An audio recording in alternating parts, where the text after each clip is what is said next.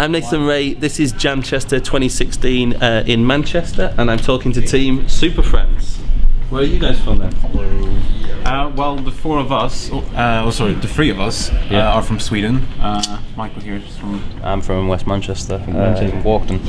So you've walked in, did you say? No, I'm from Walkden. Oh, you've walked from Walkden. You've walked in, the rest of them have flown in. Okay. What are your names?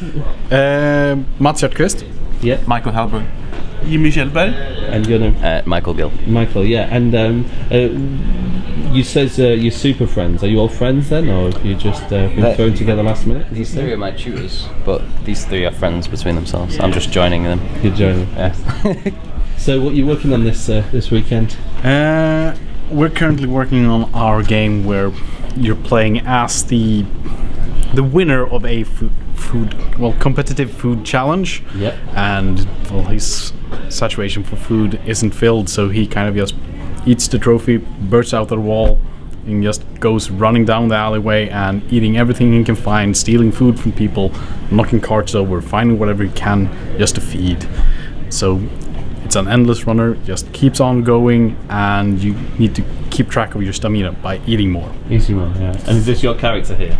Yes, this is the character. And who's designing? Who's been designing it? I have been designing it at the same time as all of the other pixel art stuff. Yeah. Oh, he's moving. Excellent. Our movement. It's looking good. Yes. And so it's a left to right scroll then? Yes, it's a side scroller. You will have 3 lanes to jump between and kind of pick your poison. If there's too many obstacles, you might jump to another lane and go that way. And our environment, which Michael is making, is in 3D, so it could be something worth having a look at as well. Yeah, sure, let's go have a look at that. Yeah. Michael, was it? Yes. Yeah, Michael, so let's have a look. So this is kind of our character inside the 3D environment. So he's 2D, but the rest is 3D. So if we look at him, he's actually completely flat, whereas the rest of the environment is actual 3D models. So when we get this into the game engine, then we will have kind of the character will be completely flat, but we'll still have perspective from the environment and all the objects that he will run into and actually eat. So why have you gone with that design decision, having a flat character in a 3D world? Because it simplifies things when it comes to animation, doing animation in 2D, especially with Mats being very good at pixel art. That speeds up the workflow immensely for us. Programming wise, it simplifies a lot as well, because we don't have to do collision and such in 3D and physics. Rather, we can just do that in a 2D animation. And it's a very kind of stylistic choice. Yeah. It's a good mix of kind of very 2D and like flat elements composited onto a 3D background. And you can see the actual game in progress if you look at either Michael or Jimmy's. Oh, let's have a look, yeah. Let's choose Michael's screen. Yeah, sure, let's case. go and have a look. I could see you doing some coding here a few minutes ago. What's this? Run, compile, all this. Here we go. I don't need to show text scrolling past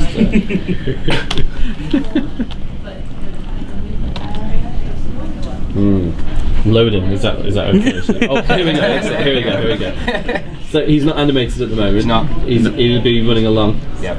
And how do you go between the lanes? Is it just up, down? It's just going to be W and S to move between the 3 lanes. Yeah. So you can go onto the path, middle of the road, and go onto the path. And can you jump over obstacles? Or how do you eat things? You just run into them? You run into them and you... have we still got to press the button to knock over the table? Time the button You've got to time the tables so that you knock them in the air, and if you don't hit them in time, then you'll lose speed, which will also drop your stamina. So you'll lose a lot quicker if you don't eat the food.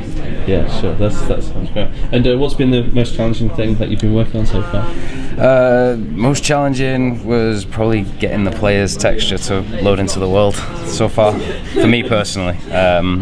But last night I ended up giving up loading the model into the world and going onto the controls, since I didn't have Jimmy to help me. So how do you solve that? Do you then just load the world onto the model then? Is that the I think the thing that I was missing was the world file. I didn't realise I had to have the world uploaded for it to work. It wouldn't compile without beforehand. That's just the way Tendrin was working, and I didn't realise that. Yeah, sure. Yep. That's good.